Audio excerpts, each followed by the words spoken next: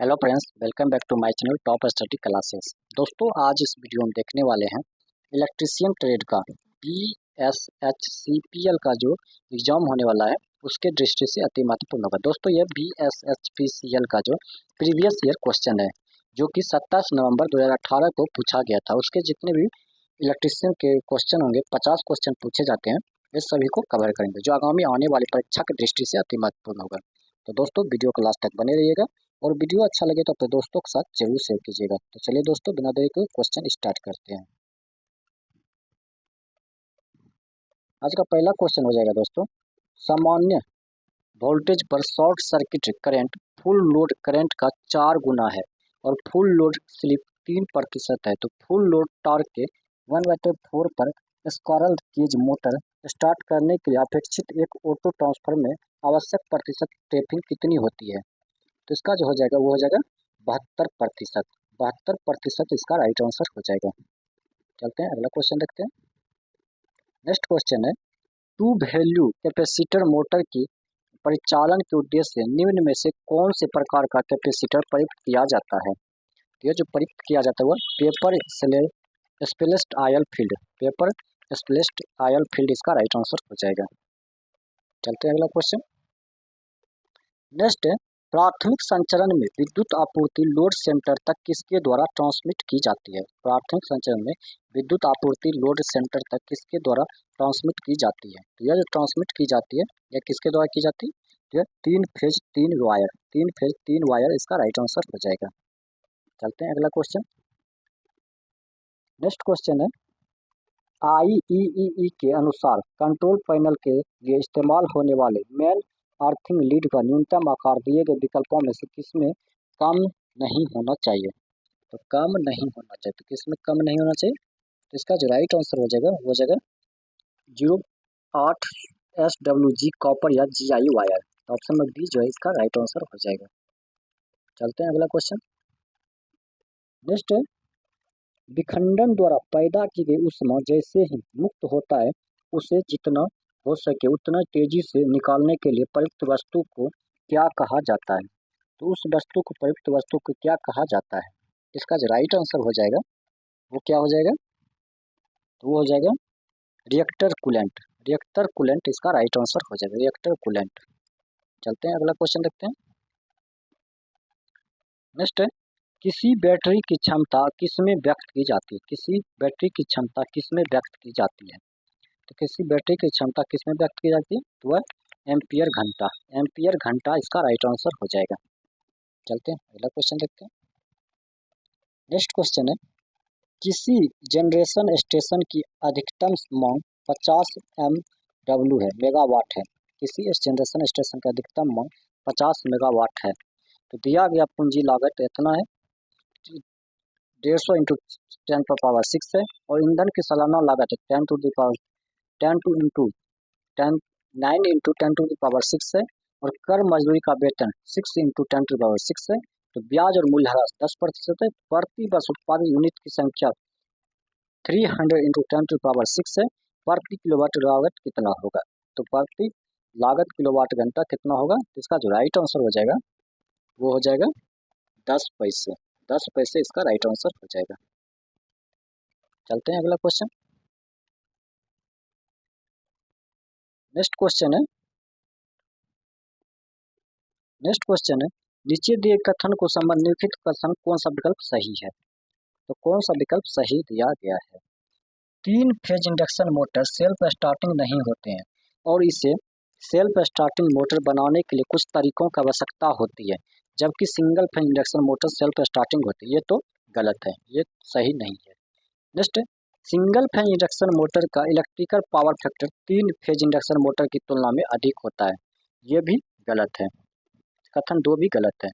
Single phase induction Motors की दक्षता 3 phase induction motor की तुलना में कम होती है, ये सही है। तो ऑप्शन नंबर 3 इसका राइट आंसर हो जाएगा। चलते हैं अगला क्वेश्चन देखते हैं। नेक्स्ट है, घरेलू विद्युत वायरिंग में लाइट का लोड किससे अधिक नहीं होना चाहिए? तो घरेलू विद्युत वायरिंग में लाइट का लोड जो होता है 800 वाट से अधिक नहीं होना चाहिए, तो 800 वाट इसका राइट आंसर हो जाएगा। चलते हैं अगला क्वेश्चन देखते हैं। नेक्स्ट क्वेश्चन है, नेक्स्ट है, निम्न में से कौन सा मोटर सिंगल फेज एसी या डीसी पावर स्रोत पर चल सकता है? निम्न में से कौन सा मोटर सिंगल फेज एसी या डीसी पावर स्रोत पर चल सकता है? तो कौन सा चल सकता है? वह यूनिवर्सल मोटर, यूनिवर्सल मोटर इसका राइट आंसर हो जाएगा। चलते हैं अगला क्वेश्चन। सर्किट ब्रेकर में उस करंट को क्या कहा जाता है जो संपर्क के अलग होने से पहले मौजूद रहता है? सर्किट ब्रेकर में उस करंट को क्या कहा जाता है जो संपर्क के अलग होने के पहले मौजूद रहता है? तो यह जो मौजूद रहता है इसका जो राइट आंसर हो जाएगा वो हो जाएगा ब्रेकिंग करंट। ब्रेकिंग करंट इसका राइट आंसर हो जाएगा। चलते हैं अगला क्वेश्चन। अवशिष्ट धारा परिपथ विच्छेदक किसके लिए प्रयुक्त किया जाता है? अवशिष्ट धारा परिपथ विच्छेदक किसके लिए प्रयुक्त किया जाता है? तो यह जो प्रयुक्त किया जाता है यह किया जाता है शॉक के जोखिम के विरुद्ध सर्किट का स्वतः वियोजन। शॉक के सर्किट के शॉक के जोखिम के विरुद्ध सर्किट का स्वतः वियोजन इसका राइट आंसर हो जाएगा। ऑप्शन नंबर डी इसका राइट आंसर हो जाएगा। चलते हैं अगला क्वेश्चन। नेक्स्ट क्वेश्चन है, एक आदर्श विसारक परफेक्ट डिफ्यूजर सतह वह है जो क्या होगा? तो जो प्रकाश को सभी दिशाओं में समान रूप से प्रकीर्णन करती है। तो ऑप्शन नंबर ए इसका राइट आंसर हो जाएगा। चलते हैं अगला क्वेश्चन। नेक्स्ट क्वेश्चन है, विद्युत कार के लिए सामान्य विनिर्देश CPWD 2013 के अनुसार तापमान में वृद्धि के साथ किसी कंडक्टर के रेटिंग फैक्टर में क्या बदलाव होता है? तो क्या बदलाव होता है? तो वह बढ़ता है, घटता है या स्थिर रहता है? तो केवल दो, तो घटता है इसका राइट आंसर हो जाएगा। ऑप्शन नंबर दो इसका राइट आंसर हो जाएगा। चलते अगला क्वेश्चन। नेक्स्ट क्वेश्चन है, किसी इलेक्ट्रिक आयरन में इस्तेमाल की जाने वाली तापन विधि निम्न में से कौन सी है? इलेक्ट्रिक आयरन में इस्तेमाल की जाने वाली तापन विधि निम्न में से कौन सा हो जाएगा? तो तापन विधि जो हो जाएगा अप्रत्यक्ष प्रतिरोध तापन, अप्रत्यक्ष प्रतिरोध तापन इसका राइट आंसर हो जाएगा। चलते हैं अगला क्वेश्चन। नेक्स्ट है, विद्युत उपकरण में इंसुलेटर की मुख्य भूमिका किससे सुरक्षा करना है? विद्युत उपकरण में इंसुलेटर की मुख्य भूमिका किससे सुरक्षा करना है? तो किससे सुरक्षा करना हो जाएगा? तो ये हो जाएगा electrical conductor. Electrical conductor option number C इसका राइट आंसर हो जाएगा। चलते हैं नेक्स्ट क्वेश्चन देखते हैं। नेक्स्ट क्वेश्चन है, न्यूक्लियर पावर प्लांट में मॉडरेटर का प्रयोग क्यों किया जाता है? न्यूक्लियर पावर प्लांट में मॉडरेटर का प्रयोग क्यों किया जाता है? तो इसका प्रयोग क्यों किया जाता है? तेज न्यूट्रॉन को धीमा करने के लिए, तेज न्यूट्रॉनों को धीमा करने के लिए ऑप्शन नंबर ए इसका राइट आंसर हो जाएगा। चलते हैं अगला क्वेश्चन। नेक्स्ट क्वेश्चन है, 230 वोल्ट रेटेड लैंप 1000 ल्यूक्स के प्रतिदीप्त देता है। लैंप का mean spherical candle powder MSCP कितना होगा? MSCP कितना हो जाएगा? तो वो हो जाएगा 80 इसका राइट आंसर हो जाएगा। चलते हैं अगला क्वेश्चन। नेक्स्ट, अल्टरनेटर में स्टेटर कोर किससे बना होता है? अल्टरनेटर में स्टेटर कोर किससे बना होता है? तो यह जो बना होता है यह बना होता है सिलिकॉन स्टील का। सिलिकॉन स्टील अल्टरनेटर में स्टेटर कोर सिलिकॉन स्टील का बना होता है। चलते अगला क्वेश्चन। ऊर्जा मीटर क्या मापता है? ऊर्जा मीटर क्या मापता है? तो ऊर्जा मीटर जो मापता है वह पावर इंटू समय, पावर इंटू समय इसका राइट आंसर हो जाएगा। चलते हैं अगला क्वेश्चन। नेक्स्ट है, थर्मल पावर प्लांट में इकोनोमाइजर की मुख्य भूमिका क्या है? थर्मल पावर प्लांट में इकोनोमाइजर की मुख्य भूमिका क्या है? तो इसका जो मुख्य भूमिका होता है यह होता है फ्लू गैसों से गर्मी निकालना और वायर फील्ड पानी को प्रहित करना। तो ऑप्शन नंबर डी जो है इसका राइट आंसर हो जाएगा। चलते हैं अगला क्वेश्चन। नेक्स्ट क्वेश्चन है, 3 फेज इंडक्शन मोटर के वृत्त आरेख में वृत्त का व्यास क्या दर्शाता है? 3 फेज इंडक्शन मोटर में वृत्त आरेख में वृत्त का व्यास क्या दर्शाता है? तो यह जो दर्शाता है रोटर करंट दर्शाता है। रोटर करंट इसका राइट आंसर हो जाएगा। चलते हैं नेक्स्ट क्वेश्चन देखते हैं। नेक्स्ट, एक थर्मल प्रोटेक्शन स्विच किसके विरुद्ध सुरक्षा प्रदान करता है? एक थर्मल प्रोटेक्शन स्विच किसके विरुद्ध सुरक्षा प्रदान करता है? यह जो प्रदान करता है यह करता है ओवरलोड। ओवरलोड इसका राइट आंसर हो जाएगा। ओवरलोड इसका राइट आंसर हो जाएगा। चलते हैं अगला क्वेश्चन। 220 वोल्ट एसी सप्लाई आपूर्ति की 1 टन एयर कंडीशनर का सामान्य अनुमानित रेटिंग क्या होगा? तो अनुमानित रेटिंग जो हो जाएगा वो हो जाएगा 1600 वाट। 1600 वाट इसका राइट आंसर हो जाएगा। चलते हैं अगला क्वेश्चन देखते हैं। नेक्स्ट है, एसी मशीन में वितरित कुंडली डिस्ट्रीब्यूटेड वाइंडिंग्स के संदर्भ में निम्नलिखित में कौन सा विकल्प गलत है? तो आर्मेचर रिएक्शन कम होते हैं, चालकों के समान वितरण में बेहतर संतुलन मिलती है, प्रेरित ईएमएफ के वेवफॉर्म अधिक समन्वित आवृत्ति का होता है, डिस्टार्टिंग हार्मोन्स को हटाया नहीं जाता है। तो कौन सा हो जाएगा? तो हो जाएगा ऑप्शन नंबर डी इसका राइट आंसर हो जाएगा, जो कि गलत विकल्प दिया गया है। नेक्स्ट, फ्रेंच कवर्स किसके चित्रांकन के लिए प्रयुक्त किए जाते हैं? फ्रेंच कवर्स जो होते हैं किसके चित्रांकन के लिए प्रयुक्त किए जाते हैं? ये अनियमित आकृतियों के लिए प्रयुक्त किए जाते हैं। अगला क्वेश्चन है, सामान्य परिस्थितियों के साथ साथ असामान्य स्थितियों के अधीन एक पावर सर्किट का निर्माण और विच्छेदन में सक्षम डिवाइस को क्या कहा जाता है? उसे हम क्या कहते हैं? तो उसे हम सर्किट ब्रेकर कहते हैं। सर्किट ब्रेकर इसका राइट आंसर हो जाएगा। चलते हैं अगला क्वेश्चन देखते हैं। नेक्स्ट क्वेश्चन है, एक 4 पोल वाले डीसी जनरेटर में लैंप वाइंडिंग आर्मेचर है जिसमें 50 स्लॉट और 16 कंडक्टर प्रति स्लॉट है। प्रति पोल उपयोगी फ्लक्स है 30 MWB 240 वोल्ट का ईएमएफ उत्पन्न करने के लिए मशीन को निम्न में से कौन से विकल्प पर चलाना चाहिए? तो कौन सा विकल्प पर चलाना चाहिए? ये हो जाएगा 600 आरपीएम पर। 600 आरपीएम इसका राइट आंसर हो जाएगा। चलते हैं अगला क्वेश्चन, एक कुंडली से बाहर आने वाले सिरों को क्या कहा जाता है? एक कुंडली से बाहर आने वाले सिरों को क्या कहा जाता है? तो उसे हम कुंडली की लीड्स कहते हैं। कुंडली की लीड्स कहते हैं। चलते हैं अगला question. Next, 50 megawatt thermal power plant की कुल दक्षता 25% है। जलाए जाने वाले कोयले के कैलोरीजन मान 6000 KCl पर kg है। लोड फैक्टर 40% है। इस संयंत्र के लिए प्रतिदिन आवश्यक कोयले की मात्रा कितनी होगी? तो कितना हो जाएगा? तो इसका जो राइट आंसर हो जाएगा वो हो जाएगा 275 टन। 275 टन इसका राइट आंसर हो जाएगा। नेक्स्ट है, डायरेक्ट ऑनलाइन DOL स्टार्टर वाले मोटर के टाइम डिले फ्यूज का अधिकतम आकार क्या होना चाहिए? तो टाइम डिले फ्यूज का अधिकतम आकार क्या होना चाहिए? इसका जो हो जाएगा फुल लोड करंट का 300%। फुल लोड करंट का 300%। चलते हैं अगला क्वेश्चन। नेक्स्ट है, किसी पावर प्लांट की अधिकतम मांग 800 मेगावाट है। उपयोगिता फैक्टर 0.8 है। प्लांट की आरक्षित क्षमता होगी। तो प्लांट की आरक्षित क्षमता जो हो जाएगी वो हो जाएगी 20 मेगावाट। 20 मेगावाट इसका राइट आंसर हो जाएगा। चलते हैं अगला क्वेश्चन देखते हैं। नेक्स्ट क्वेश्चन है, एक 3 फेज 8 पोल इंडक्शन मोटर को 400 वोल्ट 50 हर्ट्ज से आपूर्ति की जाती है। यदि स्लिप 4% है तो रोटर की गति क्या होगी? तो रोटर की जो गति हो जाएगी वह क्या होगी? तो वह हो जाएगी 720 आरपीएम। 720 आरपीएम इसका राइट आंसर हो जाएगा। अगला क्वेश्चन है, 100 कैंडेला और 200 कैंडल शक्ति या डिप्ट तीव्रता ल्यूमिनस इंटेंसिटी के दो स्रोत क्रमशः 2 एम और 4 एम ऊंचाई पर लगाए गए हैं। लैंप पोस्ट के बीच क्षैतिज दूरी 10 एम है। तो पोस्ट के मध्य परिदीप्त लगभग कितनी होगी?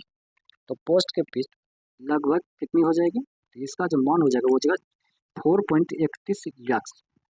4.31 लक्स इसका राइट आंसर हो जाएगा। चलते हैं नेक्स्ट क्वेश्चन। नेक्स्ट, 50 हर्ट्ज पर कार्यरत 4 पोल्स वाले एक हाइड्रो पावर प्लांट के रोटर की गति कितनी होती है?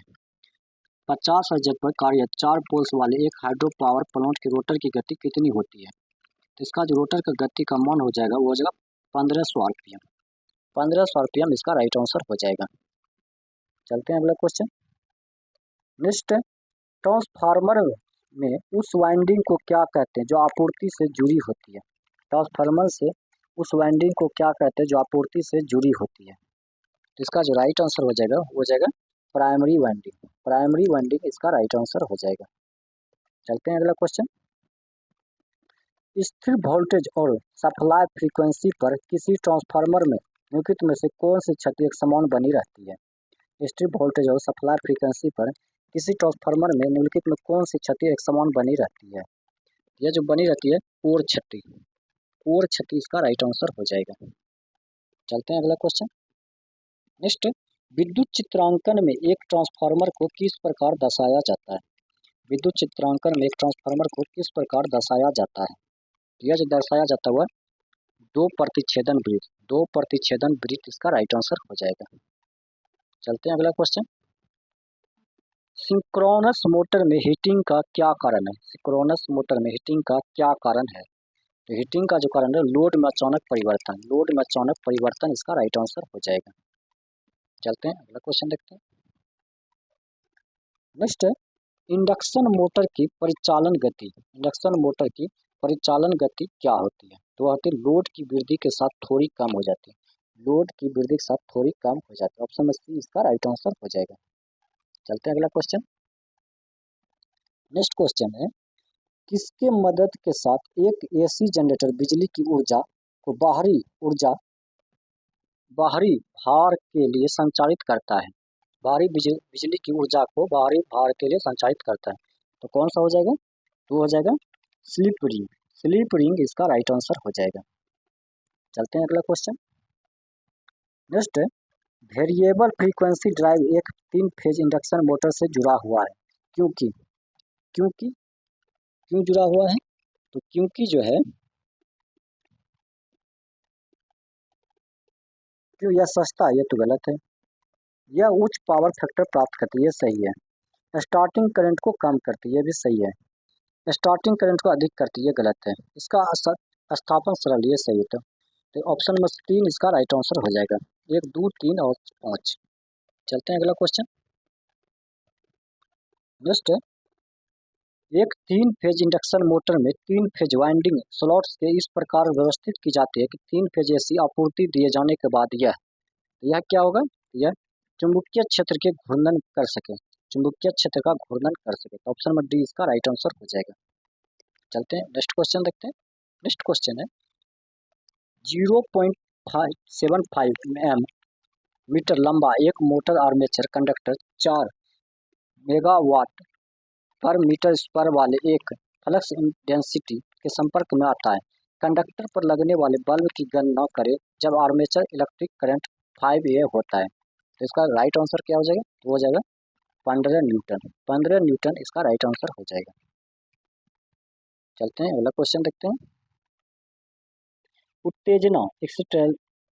उत्तेजना बदलकर सिंक्रोनस मोटर को विभिन्न पावर फैक्टर पर संचालित किया जा सकता है। ओवर एक्साइटेड सिंक्रोनस मोटर निम्न में से किस पर संचालित करते हैं? यह जो संचालित करते हैं यह किस पर संचालित करते हैं? यह लीडिंग पावर फैक्टर पर। Leading power factor option number C इसका राइट आंसर हो जाएगा। चलते हैं नेक्स्ट क्वेश्चन देखते हैं। लेप वाइंडिंग के लिए फ्रंट पिच YF और बैक पिच YB लगभग कितनी होनी चाहिए? तो इसका जो कितनी होना चाहिए? तो ये होना चाहिए पोल पिच YB के बराबर। पोल पिच YB के बराबर इसका राइट आंसर हो जाएगा। चलते हैं अगला क्वेश्चन।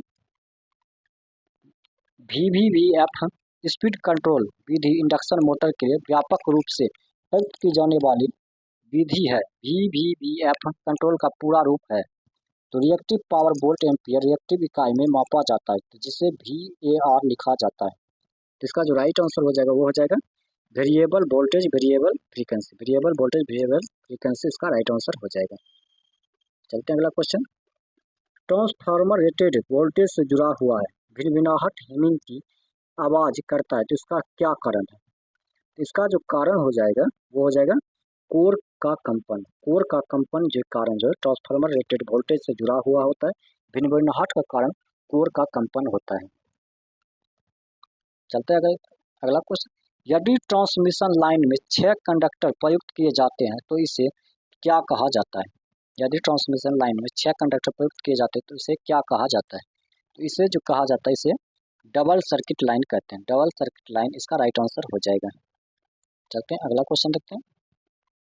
नेक्स्ट क्वेश्चन है ओवर हेड लाइन कंडक्टर का क्रॉस सेक्शन क्षेत्र 3 स्क्वायर cm है। यह 150 एम के एक स्पेन के लेवल स्पोर्ट को से समर्थित है।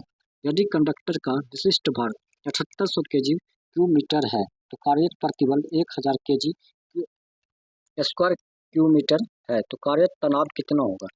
तो वो हो जाएगा 3000 kg। 3000 kg इसका राइट आंसर हो जाएगा। तो दोस्तों आज का सेट यहीं समाप्त होता है। अगर ये वीडियो आपको अच्छा लगा तो अपने दोस्तों के साथ जरूर शेयर कीजिएगा। मिलते हैं नेक्स्ट वीडियो में नेक्स्ट सेट के साथ।